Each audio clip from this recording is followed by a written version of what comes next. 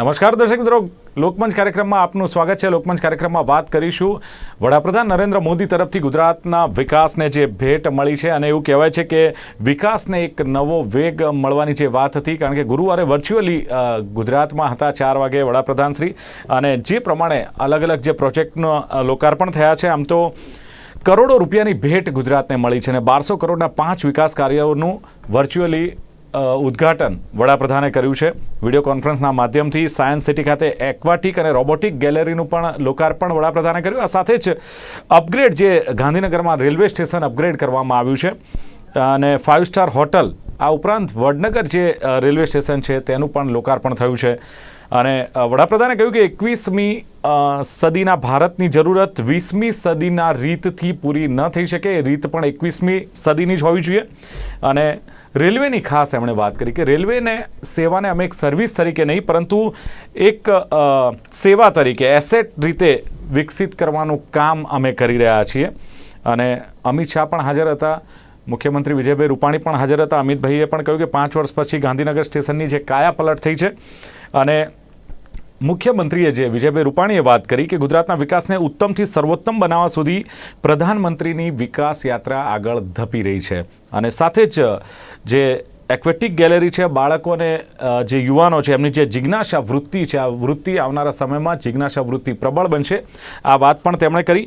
એટલે ખાસ હવે આને લઈને ગુજરાતને વિકાસને કેટલો વેગ મળી રહ્યો છે, કેટલું બુસ્ટઅપ મળી રહ્યું છે, આ વાતની ચર્ચા કરવી। ચર્ચા કરવા માટે મારી સાથે જોડાયા છે જાણીતા રાજકીય વિશ્લેષક મનસ્વી થાપર મારી સાથે છે, ગુજરાત ઇનોવેશન સોસાયટીના ચેરમેન સુનિલ શાહ મારી સાથે છે, અને હોસ્પિટાલિટી કમિટીના ચેરમેન GCCIના નરેન્દ્ર સોમાણી મારી સાથે। આપ ત્રણેયનું સ્વાગત છે। धन्यवाद। मनस्वी जी, सवाल शुरुआत आपसे करते हैं कि गुजरात को जो सौगात मिली है, Gandhinagar railway station, aquatic and robotic gallery, Gujarat का जो विकास है वो तेज गति से आगे बढ़ रहा है, नए कीर्तिमान रचे जा रहे हैं। इन सौगात से कितना बूस्टअप गुजरात को आने वाले दिनों में मिलेगा? देखिए, बिल्कुल कोई भी चीज नई जब क्रिएट होती है उसका एक बहुत एक्साइटमेंट रहता है, चाहे उसके ऊपर या पहले बहुत सारे लोग क्रिटिसाइज करते हैं, उसके ऊपर बहुत सारा ऑपोजिशन या डिसेंट होता है, पर जैसे वो बनता है लोगों को उसके ऊपर, अगर हम एग्जांपल लें स्टैच्यू ऑफ यूनिटी के बात करें या रिवर फ्रंट की बात करें जो मोदी जी ने क्रिएट किया है, उसके ऊपर बहुत सारी टिप्पणियां स्टार्टिंग में की जाती थी, पर जैसे जैसे वो लोगों के पास पहुंचता है, उसका फाइनल इंफ्रास्ट्रक्चर डेवलप होता है, वहां पे लोग उसको अपनाते हैं, बहुत ज्यादा उसके ऊपर एक तरीके से मोटिवेटेड होते हैं वो सारी लोकेशंस को देखने के लिए। तो ये बहुत ही ज्यादा एक किसी भी देश में हम लोग नई चीजें क्रिएट नहीं करेंगे तो देश आगे नहीं बढ़ेगा, और देश को आगे बढ़ाने के लिए इंफ्रास्ट्रक्चर डेवलपमेंट बहुत बड़ा योगदान प्ले करता है। और वहां पे लोकल कम्युनिटी में बहुत ज्यादा फायदा कैसे मिलता है, एक वहां पे इकोनॉमी बूस्टअप होती है, लोकल बिजनेसेस बूस्टअप होते हैं। तो किसी भी तरीके से अगर सरकार ऐसे इनिशिएटिव लेती है, और मोदी जी का हमेशा से रहा है, चाहे हम लोग तो गुजरात में बैठे हुए हैं, तो गुजरात में जिस तरीके से उन्होंने लगातार डेवलपमेंटल प्रोजेक्ट्स को प्रोत्साहन दिया है, वो देश की गति हो या स्टेट की गति हो हमेशा आगे बढ़ाता है, और वहां के लोकल एंटरप्रेन्योर्स को बूस्टअप मिलता है, लोकल कम्युनिटीज को बूस्टअप मिलता है, लोकल जो बिजनेसेस होते हैं उनको बूस्टअप मिलता है। तो ये जो इनिशिएटिव होते हैं हमेशा सरकार, कोई भी सरकार उसको लेती है, और मोदी जी को ये इनिशिएटिव्स लेने के लिए जो उनकी सूझबूझ है बाकी सारे राजनीतिक जो लोग हैं उनसे ज्यादा बेटर है, क्योंकि जब आप डेवलपमेंटल प्रोजेक्ट्स की बात करते हैं तो वो विकास की बात होती है, वो देश को आगे लेके जाने की बात होती है, उसको रोकने की या उसके ऊपर विचार विमर्श करने की जो लॉबी होती है या उसके ऊपर जो सवाल उठाते हैं लोग हैं, तो वो कहीं ना कहीं जब ऐसी बातें करते हैं तो कहीं ना कहीं वो विकास विरोधी दिखते हैं, कहीं ना कहीं डेवलपमेंट विरोधी दिखते हैं। तो इस चीज को मोदी जी बहुत अच्छी तरह समझते हैं, और इसके बहुत ज्यादा डिफरेंट फैक्टर्स के ऊपर भी मोदी जी को टिक मार्क मिलते हैं। पहली इकोनॉमी बूस्टअप होता है, दूसरा एक्साइटमेंट होती है, एंटरटेनमेंट वैल्यू बढ़ जाती है। जैसे आप बात करो रोबोटिक सेंटर की, एक नया चीज है, लोग उसको देखने के लिए अगर अहमदाबाद में कोई आता है तो सबसे पहले हम लोग बोलते हैं कि आप महात्मा मंदिर के जो उन्होंने बनाया महात्मा मंदिर, वहां पे लोग जाते हैं, रिवर फ्रंट पे जाते हैं। ऐसे ही अब उन्होंने न्यू एडिशंस जो की है, जो वो पार्क बनाया है, उसके बाद एक्वाटिक पार्क जो बना है, उसके साथ साथ रोबोटिक पार्क जो बना है, ये सब चीजें क्या एक अट्रैक्शन क्रिएट करती है, एक वैल्यू ऑफ टूरिज्म बढ़ जाता है, एक वैल्यू ऑफ एंटरटेनमेंट बढ़ जाता है लोगों के लिए, बच्चों के लिए। ये बहुत ही बढ़िया स्टेप है, इसके ऊपर कोई भी मुझे नहीं लगता कि किसी भी व्यक्ति को डाउट होगा। इसके लिए फुल और जिस तरीके से कोरोना के बाद का जो ये पीरियड है, अभी जो इनॉग्रेशन किया है इसके ऊपर एक बूस्टअप जरूर मिलता है लोगों के मन में भी, और इकोनॉमी को भी इसमें बूस्टअप जरूर मिलेगा। बिल्कुल मनस्वी जी, जिस तरह आपने बताया कि इकोनॉमी बिजनेस में थोड़ा बूस्टअप मिलेगा और नई चीज होती है तो एक एक्साइटमेंट रहता है। सवाल यह है कि ये जो कुछ अभी हो रहा है थोड़ा लेट हो रहा है, इससे थोड़ा जल्दी होना चाहिए, ऐसी भी एक चर्चा हो रही है। इसको आप कैसे देखेंगे? नहीं, जल्दी कैसे हो सकता था? अभी तो हम कोरोना की दूसरी लहर से बाहर आए हैं, और उससे पहले पहली लहर से तो हम परेशान थे। यहाँ पे मेरे मित्र नरेंद्र भाई भी बैठे, उनको पता है कि किस तरीके से होटल लॉबी में किस तरीके से परेशानी से वो लोग जूझे हैं। तो उस टाइम पे हम लोग कब इनॉग्रेट करते हैं? 2019 में तो ये इसकी नींव रखी गई थी, मतलब ये स्टार्टिंग प्रोजेक्ट था, उसके फर्स्ट फ्लोर सेकंड फ्लोर बन रहा था ये सही बात है रेलवे स्टेशन का। तो उस टाइम पे तो हम बोल नहीं सकते होगा। 2020 तो हम तमाम देशवासियों के लिए बहुत खराब गया है। 2021 जैसे अच्छी शुरुआत हुई थी, बीच में हम लोग सेकंड वेव में रुके। तो जो लोग ऐसा बोल रहे हैं, कहीं ना कहीं उनको सिर्फ बोलने के लिए बोल रहे हैं, उनकी बातों का कोई तर्क नहीं है, उनकी बातों का कोई सिर पैर नहीं है। सिर्फ बोलने के लिए कोई कुछ भी बोल सकता है। आपको कहीं ना कहीं आपको विरोध करना है, विरोध कर सकते हैं, पर उस विरोध को उसके टेकर्स नहीं है। उस विरोध को नहीं लगता गुजरात की जनता या देश की जनता इस विरोध के बारे में अगर कोई ऐसा विरोध करते कि लेट हुआ, पहले हो सकता था, उसकी कोई भी सिर पैर की बात नहीं है। बिल्कुल बिल्कुल। और बाद में ये भी कहते हैं कि देर आए दुरुस्त आए। पहले बोलते हैं लेट हुआ, जल्दी होना चाहिए। नहीं, बिल्कुल नहीं, ना देर आए ना दुरुस्त आए, सही टाइम पे आए। देखिए, सही टाइम पे स्टेशन जो है, एक चीज मैं ऐड करना चाहता हूँ, गांधीनगर रेलवे स्टेशन जो है कोई ऐसा सेंट्रिक रेलवे स्टेशन नहीं है कि जहां पे बहुत ज्यादा पॉपुलेशन, जैसे अहमदाबाद की बात करो, सूरत की बात करो, बड़ौदा की बात करो, जहां पे ज्यादा लोग जाते, तो ऐसा कोई मॉन्यूमेंटल वो नहीं है। पर वहां पे डाइवर्जन करना बहुत ही ज्यादा स्ट्रेटेजिक मूवमेंट है, जहां पे इकोनॉमी डाइवर्जन होगा, लोग वहां पे ट्रेवल करेंगे, क्योंकि अहमदाबाद से लोग कनेक्टिविटी जब ढूंढेंगे, जब उनको अहमदाबाद रेलवे स्टेशन पे नहीं मिलेगी, गांधीनगर मिलेगी, तो वो चांस लेंगे। तो वो एक अपॉर्चुनिटी है गांधीनगर को इकोनॉमिक हब बनाने के लिए, और ये अच्छी अपॉर्चुनिटी है। इसमें देर आए दुरुस्त आए की बात नहीं है।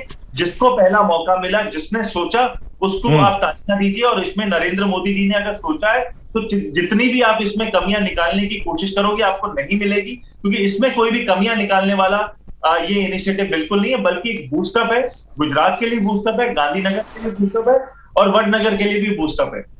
બિલકુલ સુનિલભાઈ, ઇનોવેશન સોસાયટીના ચેરમેન તરીકે આપણે પૂછ્યું કે જે પ્રમાણે 1200 કરોડના 5 વિકાસ કાર્યોનું લોકાર્પણ થયું છે, ખાસ તો ગુજરાતને આવનારા દિવસોમાં કયા પ્રકારનો વેગ મળશે?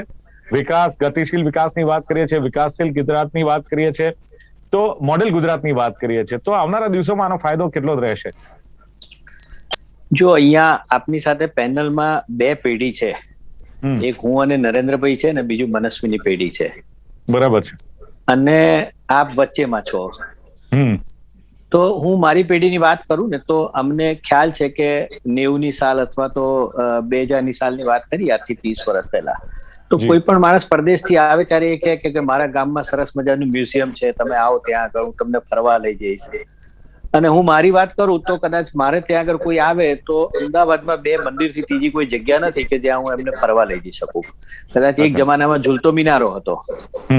તો ક્યારે આપણને સમગ્ર ટાઈમમાં એવું અદેખાઈ થયા કરે કે આપણે ત્યાં કોઈ આવે તો આપણે ત્યાં કશું બતાવવાને લાયક આપણે નથી ક્યાંય, અને આપણે એને માટે ક્યાં પરદેશ જ જવું પડે? મને લાગે છે કે જે 25 વર્ષથી ભારતીય જનતા પાર્ટીના આ શાસનની અંદર જે દોર ચાલી રહ્યો છે અત્યારે, આને આપણે એક તદ્દન જુદી રીતે જોવો જોઈએ કે આપણા શહેરમાં અથવા તો આપણા આસપાસના વિસ્તારમાં ક્યાંય વિકાસ તો થઈ જ રહ્યો છે, પણ આને વિશ્વને ધ્યાનમાં રાખીને આ વિકાસ થઈ રહ્યો છે।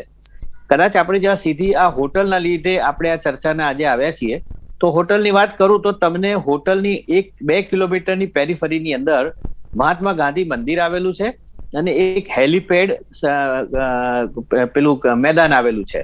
હવે આ હેલીપેડ મેદાન છે એ આખા ભારત દેશની અંદર 11 ડોમ સાથે લગભગ 1.25 લાખ સ્ક્વેર મીટર જેટલો એક્ઝિબિશનનો એરિયા છે, જે આખા ભારતમાં ક્યાંય નથી અત્યારે, આપને એક કહું તો। અને જે એના પછીનો બીજો આવે એ પ્રગતિ મેદાન આવે, જે 75,000 સ્ક્વેર મીટર છે। મહાત્મા ગાંધીની વાત કરીએ તો લગભગ 30-40-50,000 લોકો સાથેનું કોઈ પણ એક ફંક્શન આપ ત્યાં કરી શકો। હવે આ બંને જે જગ્યાઓ છે, જો એને સફળ કરવી હોય આંતરરાષ્ટ્રીય રીતે અથવા તો રાષ્ટ્રીય રીતે, તો આસપાસ એ કક્ષાનું જ રહેવા માટેનું એક સરસ મજાનું નજરાણું હોવું જોઈએ. અને એ હોવાનું પાછળ કોઈ પણ સારી જગ્યા ગાંધીનગરની નહીં બગાડી અને એક તદ્દન નવું વિચારવાનું. અને આપ જે ઇનોવેશનની વાત કર્યો છો એ ઇનોવેશન અહીંયા આવે છે. ગાંધીનગરના રેલવે સ્ટેશનનું જયારે મરામત કરવાની વાત થઈ અને એની જ ઉપર જયારે 5 સ્ટાર હોટલ થઈ તો આપણે એવું ગર્વ લઈ શકીએ કે ભારત દેશમાં આ સૌ પ્રથમ થયું. અને સાથે સાથે આ બંને જે વસ્તુઓ છે કે હેલિપેડ સેન્ટર છે અને મહાત્મા ગાંધી મંદિર છે, આ બે માટે એટલું બધું પૂરક રેલવેમાં આવશે. સુનિલભાઈ, જે રેલવેમાં આવશે એ 5 સ્ટારમાં રહી શકશે કે કેમ? કારણ કે 5 સ્ટારમાં રહેવા વાળા તો આમ તો બાય પ્લેન આવતા હોય છે, બાય એર આવતા હોય છે. એટલે એ હું એટલા જ માટે આપને આ સવાલ ઉદ્ભવે નહીં એટલા જ માટે હું કહું છું કે હેલિપેડ સેન્ટર અને મહાત્મા ગાંધી આ બંનેને જ્યારે એનો ઉપયોગ હોય અને બહુ જ મહાનુભાવો આવતા હોય દેશમાંથી અથવા તો વિદેશમાંથી, કારણ કે ખૂબ મોટી જગ્યાઓ છે, જે તે સમયે આ 5 સ્ટાર જગ્યા એને માટે કોઈ ગાંધીનગરની જગ્યા નહીં બગાડી એક એ પ્રકારનું નજરાણું ઉભું કર્યું કે ગાંધીનગરનું સ્ટેશન પણ એકદમ પ્રસિદ્ધ બને અને સાથે સાથે ત્યાં 5 સ્ટાર હોટલ પણ બને. આપ જ્યારે કોઈ પણ જગ્યા ઉપર કોઈ પણ વસ્તુ બનાવો છો તો એ રેલવેને અંદર જ આવતા માણસને માટે જ આ સુવિધા ઉભી કરી છે એવું માનવાની કોઈ જરૂર નથી આપણે. એટલે આ સુવિધા ઉભી થઈ છે, ગાંધીનગર પૂરતી ઉભી થઈ છે અને યુનિક એ રીતે છે કે રેલવે સ્ટેશનની જગ્યા ઉપર ઉભી થઈ છે. એટલે સરકારને એમાં એક ખૂબ પ્રસિદ્ધિ મળશે, કારણ કે બંને જે જગ્યાઓ છે ગાંધીનગરમાં જે માટે ખરેખર મહાનુભાવોને આવવા માટેની એક તકલીફ પડતી હતી, કારણ કે અમદાવાદ છે રોકાવું પડતું હતું, આજે આ ફેસિલિટીના લીધે ગાંધીનગરના બંને વસ્તુઓ. જી અમારા મીડિયા વાળાનું તો કામ છે કે તમને આડાવડા સવાલ કરીને કંઈક સારું ના આપ પૂછો ને, બિલકુલ પૂછો, આપ બિલકુલ પૂછો અને હું સરળતાથી જવાબ આપીશ, કોઈ ચિંતા વગર જવાબ આપીશ. નહીં, એટલે આપણે વાત કરીએ ને તો આમ તો જોઈએ તો બિઝનેસ હબ અમદાવાદ ગણાય છે અને પોલિટિકલ હબ ગાંધીનગર ગણાય છે. અને ગાંધીનગરમાં જયારે આ 5 સ્ટાર હોટલ ઉપર જે તૈયાર કરવામાં આવી છે તો જે સેલ્સમેનો છે, કોઈ કંપનીના નાના વેપારીઓ છે, એમના માટેની જે વ્યવસ્થા છે એના માટે થોડી ઇકોનોમી ક્લાસની હોટલની પણ જરૂરિયાત ખરી. આ કદાચ એ આવનાર સમયમાં એ પણ થશે, પણ હું આપને બહુ સ્પેસિફિક કહું છું કે આ 5 સ્ટાર હોટેલનો ગાંધીનગર રેલવે સ્ટેશન ખાતેનો બનાવવાનું સૌથી મોટું જો કોઈ પ્રયોજન હોય તો એ ત્યાંનું હેલિપેડ, કે જેમાં આંતરરાષ્ટ્રીય કક્ષાના આપણે એક્ઝિબિશન હવે લાવવા જઈ રહ્યા છીએ. 2 વર્ષ પહેલા ત્યાં પ્લાસ્ટિક, કે જે વિશ્વનું સૌથી 3rd નંબરનું એક્ઝિબિશન કહેવાય, તે ભરાઈ ચુક્યું છે. હવે આવા એક્ઝિબિશનો જો તમારે ગુજરાતમાં લાવવા હોય, ગાંધીનગરમાં લાવવા હોય અને તમે ગાંધીનગરને આ પ્રકારની જો સુવિધા ના આપી શકો તો બહુ સ્વાભાવિક છે કે બહારના મહાનુભાવોને આપણે બોલાવી ના શકીએ. આ સેલ્સમેન કે એ બધા માટે એ ઘણી બધી સગવડો ઊભી થઈ શકે છે અને એ થતી રહે છે સમયાંતરે. બરોબર. નરેન્દ્રભાઈ, આપને સીધું પૂછવાનું કે જે પ્રમાણે હોટલ ઉદ્યોગ અત્યારે તો બહુ જ મુશ્કેલીના દોરમાં પસાર થઈ રહ્યો છે કોરોના કાળમાં, પણ હવે જે 5 સ્ટાર હોટલનું જે નિર્માણ થયું છે ગાંધીનગરમાં ધ લીલાનું, એને લઈને ગુજરાતના હોટલ ઉદ્યોગને કેટલો ફાયદો થશે, શું કહેશો? કારણ કે એક હોસ્પિટાલિટી કમિટીના ચેરમેન તરીકે આપનું શું માનવું છે? હું તો બહુ હર્ષ અનુભવું છું. મને મારી હોટલનું 2002 નું યાદ આવી ગયું કે 2011 માં આ જ આવી રીતે અમારી હોટલના ઉદઘાટન આપણા વડાપ્રધાન શ્રી મોદીજી અને અમિત શાહે કરેલું. અને આજે 19 વર્ષમાં તમે જુઓ કે આજે ગુજરાતની જે રફતાર એમણે વધારી છે, આજે બરાબર છે અમારી હતી ને આજે તમે જુઓ કે દર કિલોમીટરે આજે તમે આજે એસજી રોડ પર જુઓ તો આજે લગભગ 10 5 સ્ટાર હોટલો આવી ગઈ, છતાં બધી હોટલો આજે 70 થી 80% ઓક્યુપન્સી પર ચાલે છે. આ કોવિડની ગાઈડલાઈન વર્લ્ડમાં આખી ચારે બાજુ આવું હતું, પણ અત્યારે આ હોટલ લીલા હોટલ અને આવાથી જે બુસ્ટર જે ગાંધીનગરમાં જે મહાત્મા ગાંધી કન્વેન્શન સેન્ટર છે, ત્યાં તમને યાદ હોય વચ્ચે 4 વર્ષ પહેલા પ્લાસ્ટો ઇન્ડિયા હતો, ત્યારે લોકોને અહીંયા હોટલો નથી મળતી, એવી રીતે તકલીફ. બિલકુલ સાચી વાત છે. ઘણા ઇન્ટરનેશનલ એક્ઝિબિશન અહીંયા આવવા માટે ફક્ત હોટલોની કેપેસિટી ઓછી હોવાના કારણે બધા નતા આવતા. હવે આજે છે એટલે બીજા આટલા ટુરિસ્ટ આવશે, જેના હિસાબે આપણા ગુજરાતને મોટું ટુરિઝમ હબ તરીકે વિકસાવવામાં મદદ મળી છે. તમે આજે મહાત્મા ગાંધી એટલું મોટું છે, સુનિલભાઈએ કીધું કે 1.25 લાખ ફૂટનું આ સૌથી મોટું ભારતમાં એક્ઝિબિશન સેન્ટર છે આજે. તો અહીંયા મોટા મોટા ઇન્ટરનેશનલના સ્ટેન્ડર્ડના એક્ઝિબિશન બધા જ થઈ શકે છે, બધી જ ફેસિલિટી છે, પણ હોટલો ઓછી હતી. જેથી આજે ધીરે ધીરે આવી પૂરી થઈ કે આજે આપણા 300 રૂમની હોટલ બની. બીજી આપણે તમે એસજી રોડ પર જુઓ, અત્યારે આ 1 જ વર્ષમાં બીજા 1000 થી 1200 રૂમ આવી રહ્યા છે. તો જે રીતે આના હિસાબે જ વેગ મળે છે. અને તમે જો ગાંધીનગર જેમ તમે કીધું એક પોલિટિકલ હબ છે, તો પોલિટિકલ હબ માટે બી જે ઇન્ટરનેશનલ જે અત્યારે લોકો અહીંયા ઇન્વેસ્ટરો આવે છે, એ લોકો પહેલા ગાંધીનગર મળવા આવશે એટલે અમદાવાદ રોકાવું પડતું હતું. એટલા માટે જે સારી ફેસિલિટી થઈ ગઈ કે એમને ગાંધીનગરની ગાંધીનગરમાં એક ફેસિલિટી થઈ કે ત્યાં જ મળીને એ લોકો મીટિંગો કરી શકે, નજીકમાં સચિવાલયમાં જઈને અને પાછા આવી શકે. એટલે આ એક બહુ મોટો બુસ્ટઅપ છે ગુજરાત માટે. અને આપણે આ એક આભાર માનવો જોઈએ કે આપણા વડાપ્રધાનજી પહેલા અમને હતું કે 2014 પછી ગુજરાતમાં ધ્યાન આપશે કે નહીં આપે, પણ આજે અમને બહુ આનંદ થાય. બહુ સાચી વાત છે. એવી રીતે વડાપ્રધાનની એમણે ગુજરાતની આગળ ચાલુ રાખી છે. અમે એક આભાર માની છે હોટલ એસોસિएशन तरफ. बिल्कुल मनस्वी जी, जब बड़ा प्रधान एड्रेस कर रहे थे देशवासियों को, तब उन्होंने जोर देकर कहा है कि देश में कंक्रीट का इंफ्रास्ट्रक्चर खड़ा नहीं करना है, बल्कि नए तौर, नए जोर, बहुत साची बात है, नए तरीकों पर जोर देना है. कहते हैं ना कि समय के साथ जो मतलब टेक्नोलॉजी है उसको अपग्रेड करना भी इतना जरूरी हो गया है. गुजरात के लिए कितना जरूरी है टेक्नोलॉजी को अपग्रेड करना अभी? नहीं, किसी भी प्रदेश के लिए टेक्नोलॉजी का और आने वाले समय में बदलना बहुत जरूरी है. अगर आप बदलोगे नहीं तो आप बदले जाओगे, और इस चीज को मोदी जी बहुत अच्छी तरह समझते हैं. आप अगर उनकी जो कैरेक्टरिस्टिक्स अगर आप उनको भी अगर आप नोट डाउन करेंगे, 2002 से लेकर 2021 तक हर एक चुनौती को या हर एक इलेक्शन के समय पे अगर हम बात करें, उनका एक नया जन्म होता है, एक री इनकार्नेशन होता है. एक नए मुद्दों के साथ वो आगे आते हैं और नई विजन के साथ आगे आते हैं. तो आज अगर हम बात करें जो उनका आज का रूप है और 2002 के रूप को कंपेयर करेंगे, तो आपको लगेगा दो अलग व्यक्तित्व हैं. दो अलग व्यक्तित्व की भाषा है, दो अलग व्यक्तित्व दिखने में है, दो अलग व्यक्तित्व की सोच है. तो वो वक्त के हिसाब से बदलते हैं और हम सबको भी वो उसी हिसाब से बताना चाहते हैं या प्रेरणा देते हैं. बीजेपी के कार्यकर्ताओं को जो उनसे प्रेरणा लेते हैं, देश के लोगों को जो उनसे प्रेरणा लेते हैं, उन सबको वो प्रेरणा देते हैं कि किस तरीके से वक्त के हिसाब से बदलना है. और आज की अगर हम बात करें, आज की जो अगर हम बात करें, जो कोरोना काल के बाद निकल के आते हैं, तो हमारे पास दो ऑप्शन है. या तो कोरोना काल में रहते हुए हम लोग उसी इतिहास में रहें कि हमारे जीवन में कोरोना आया, जीवन हमारा रुक गया, हमारा बिजनेस तहस नहस हो गया, या हम उसमें रहें, या हम आगे बढ़ने की बात करें, नई सोच को अपनाएं. तकलीफें जरूर हैं, आर्थिक स्थिति भी लोगों की खराब है. ये चैलेंजेस के बाद भी अगर हम आगे बढ़ने की बात करते हैं तो हमारे देश के लिए भी अच्छा है, प्रधानमंत्री जी के लिए भी अच्छा है. बहुत सारे मुद्दे देश में बहुत सारे हैं. अगर हम पेट्रोल डीजल की बात करें, अनएम्प्लॉयमेंट की बात करें, किसानों की बात करें, ये मुद्दे हैं, ये मुद्दे रहने वाले हैं. इन मुद्दों पे डिस्कशन करना जरूरी है. पर साथ में इंफ्रास्ट्रक्चर डेवलपमेंट जो प्रधानमंत्री जी कर रहे हैं या इनोवेशन के ऊपर बात कर रहे हैं, ये भी बहुत जरूरी है. ये भी पैरेलल चीजें हैं. देश को अगर आगे बढ़ाना है, देश को अगर आगे की सोच करनी है, तो हमको आगे बढ़ना पड़ेगा. हम पुरानी बातों से नया देश नहीं बदला सकते. नए देश को लाने के लिए हमको नई सोच होनी चाहिए, और नई सोच के लिए एक पॉलिटिकल मैंडेट होना बहुत ज्यादा जरूरी होता है. और मोदी जी के पास एक स्ट्रॉन्ग पॉलिटिकल मैंडेट है. लोग उनको पसंद करते हैं, लोग उनको वोट करते हैं. उनका लोकसभा में उनकी जो सीट्स हैं बहुत ही ज्यादा स्ट्रॉन्ग है. तो वो एक स्टेबल गवर्नमेंट है. और जब आप स्टेबिलिटी के साथ आगे बढ़ते हो, तो आप ये सारे जो इश्यूज होते हैं, डेवलपमेंटल प्रोजेक्ट्स की जो इश्यूज होते हैं, या जो चुनौतियां आपके पास आती है कोरोना के समय में, आपको अपने गठबंधन के ऊपर डिपेंड नहीं करना पड़ता. आपको ये नहीं सोचना पड़ता कि हमारी सरकार रहेगी या नहीं रहेगी, क्योंकि आपके पास स्ट्रॉन्ग मैंडेट है. इस कारण से आप ये सारे जो चैलेंजेस है उनको इजीली आप निकाल सकते हो. और ये जो चीज है मोदी जी के पास बहुत ही ज्यादा बेहतरीन रही है.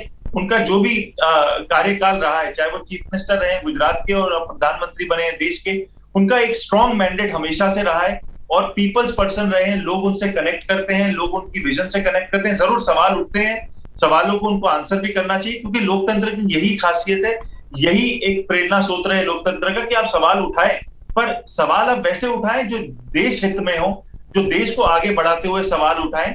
उसी से हम आगे बढ़ पाएंगे. और इसको मैं बिल्कुल मानता हूं कि इनोवेशन के साथ ही देश आगे बढ़ेगा, और मोदी जी इस चीज को बहुत अच्छी तरह समझते हैं. और इसके दो मैं आपको आज के उदाहरण देता हूं. जिस तरीके से रोबोटिक्स पार्क उन्होंने खोला है, ये आने वाले देश में और दुनिया में किस तरीके से रोबोटिक्स के ऊपर डिस्कशन होगा, किस तरीके से रोबोटिक्स लैंडस्केप चेंज करेगी देश की, दुनिया की, उसके ऊपर ये पहली नींव रखी है. और जब गवर्नमेंट की तरफ से, प्रधानमंत्री की तरफ से रखी जाती है, तो लोगों को और युवाओं को सोचने पे मजबूर करती है कि रोबोटिक्स को हम अपनी डेली लाइफ में किस तरीके से यूज करें. और दूसरा चीज, उन्होंने किस तरीके से अहमदाबाद से पॉलिटिकल सेंटर जो है, जो गांधीनगर हमेशा से रहा है, पर अब बिजनेस सेंटर गांधीनगर कैसे होगा, ये 5 स्टार होटल खोलने के बाद उन्होंने ये एक नया डेवलपमेंटल आइडिया दिया है. चलो, नया आइडिया है, बिल्कुल बिल्कुल. આપને બતાવ્યા નયા આઈડિયા. સુનિલભાઈ, સવાલ એ છે કે ગુજરાતના વિકાસની ચર્ચા એમણે કહ્યું તેમ વિશ્વભરમાં થઈ રહી છે અને ખરેખર થઈ પણ રહી છે. કારણ કે આપણે ગુજરાતીમાં કહેતા હોય છે કે મોસાળમાં જમણવાર છે અને મા પીરસનાર છે. એનો કદાચ આ ઉત્તમ ઉદાહરણ આજનું કહી શકાય કે એક્વાટિક ગેલેરી ભારતનું સૌથી મોટું એક્વેરિયમ બન્યું છે. સૌથી મોટું એક્વેરિયમ બન્યું છે. શાર્ક સહિતની જે દરિયાઈ જીવો છે, આ સિવાય અંડર વોટર વોકવે ટનલ બનાવવામાં આવી છે. આ બધું જ જોઈને ક્યાંક કહ્યું કે આ બધું જ છે, પણ જેમ મનસ્વીજીએ કહ્યું એમ કે સાથે સાથે જો વિકાસની વાત કરવી હોય તો ક્યાંક મોંઘવારીની ચર્ચા થવી જોઈએ, ક્યાંક વિકાસની સાથે સાથે ક્યાંક બેરોજગારની ચર્ચા થવી જોઈએ, ભાવ વધારાની ચર્ચા થવી જોઈએ. એ જે મુખ્ય પ્રશ્નો છે એની પણ ચર્ચા થાય તો વિકાસ સમતોલ થાય.